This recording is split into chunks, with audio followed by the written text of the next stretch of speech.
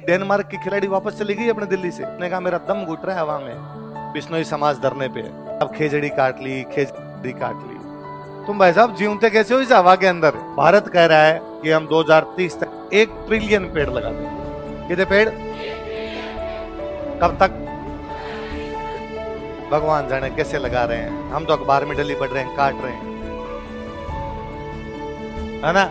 अपने बीकानेर में, जोधपुर में पिछले कई दिनों से बिश्नोई समाज धरने पे साहब खेजड़ी काट ली, खेजड़ी काट ली। ये दो चीज समझ में आ रही है। एक तो ये है कि लगा नहीं रहे, क्या कर रहे हैं। दूसरा है कि कौन सा समाज धरने पे है, क्योंकि पेड़ों से ऑक्सीजन केवल बिश्नोइयों को लेनी है, बाकी किसी को भी ऑक्सीजन लेनी है, बाकी सब कार्बन डाइऑक्साइड ले रहे हैं, तो बाकियों किसी को भी आवश्यकता।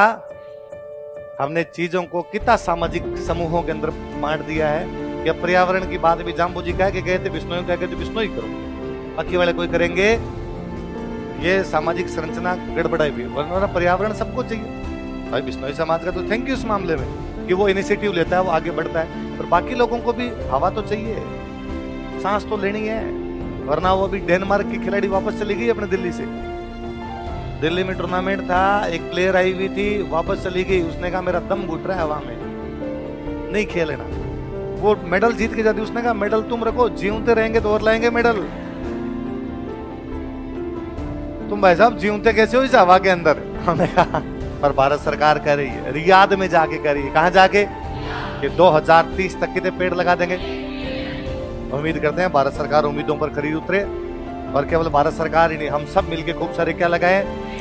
केवल बिश्नोई समाज ही नहीं, सब के सब नागरिक इस मामले में उतरे और सब के सब पेड़ों को बचाने का क्या करें। जो आगे बढ़ रहे हैं उनका साथ दिया जाए, उनके पीछे लगा जाए, पेड़ लगाए जाए खूब सारे, तो 2030 तक हम कितने पेड़ लगा देंगे। और याद में हम जो कह के वो बात पूरी होगी, वरना भाई साहब वादे हैं, वादों का क्या।